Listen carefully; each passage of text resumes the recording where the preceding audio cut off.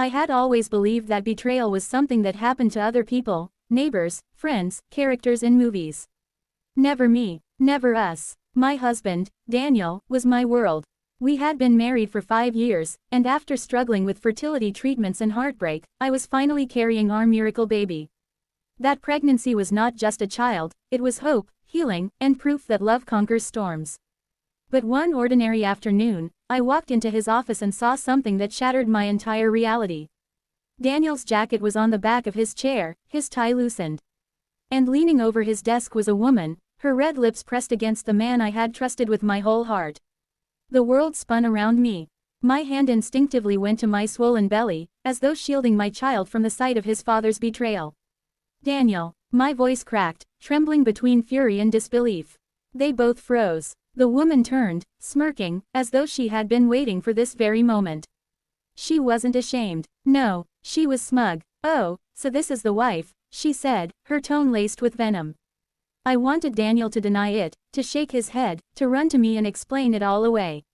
But he didn't move. His silence was an admission heavier than any words. Tears blurred my vision as my chest heaved with rage. "You disgust me," I whispered, my voice trembling. "Both of you." I turned to leave, my heart shattering with every step, when suddenly, before I could even process it, the mistress stormed forward. In a flash of cruelty, she lifted her foot and kicked my belly. The impact stole the air from my lungs. Pain ripped through me as I crumpled to the floor, clutching my stomach, my entire being consumed by fear for the tiny life inside me. "You don't deserve him," she spat, her voice echoing in the office like a death sentence. Daniel finally moved, rushing to her, not me. Not the wife carrying his child, but the mistress who had just assaulted me. My soul fractured. Through the haze of pain and tears, I realized something powerful: I was alone in this fight. And if my baby and I were going to survive, not just this moment, but the life ahead, I had to stand up. Security was called. An ambulance rushed me to the hospital. The hours waiting for the doctor's words were the longest of my life. I clung to my belly, whispering, "Please, little one, stay with me." By some miracle, my baby's heartbeat was strong. Bruised, shaken, but safe. Relief poured from me in unstoppable sobs. But with that relief came clarity. This was the end of my marriage. The police arrived at the hospital to take my statement. I told them everything, from walking in on the affair to the assault. They assured me the mistress would face charges.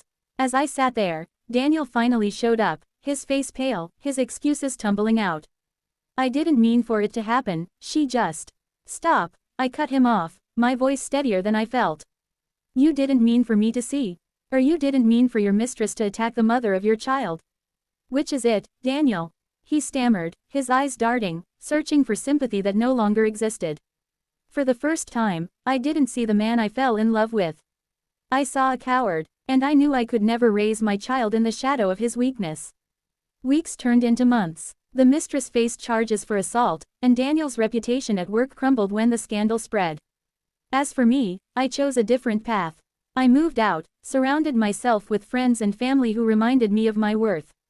I began therapy, not just for the betrayal, but to learn how to rebuild myself piece by piece. The day my baby was born, I held him against my chest, tears streaming down my face. He was my strength, my second chance, my reason to keep walking forward. Looking into his innocent eyes, I vowed never to let betrayal define me again. Months later, Daniel came to see the baby, his face tired, his words filled with regret. But I had no space left for his apologies. I had found my strength in the very moment I thought I'd lost everything. I told him calmly, "You don't get to break me twice.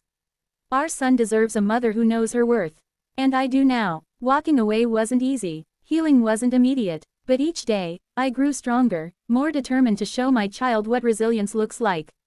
The mistress thought she could destroy me with one cruel act. Daniel thought his silence would keep me bound to him. But in the end, their betrayal gave me the greatest gift, the strength to rise. Sparkle's message for the audience. No matter how deep the betrayal, no matter how heavy the pain, you are stronger than you think. Sometimes life breaks us, not to destroy us, but to show us what we're truly capable of. And when you rise not just for yourself, but for those who depend on you.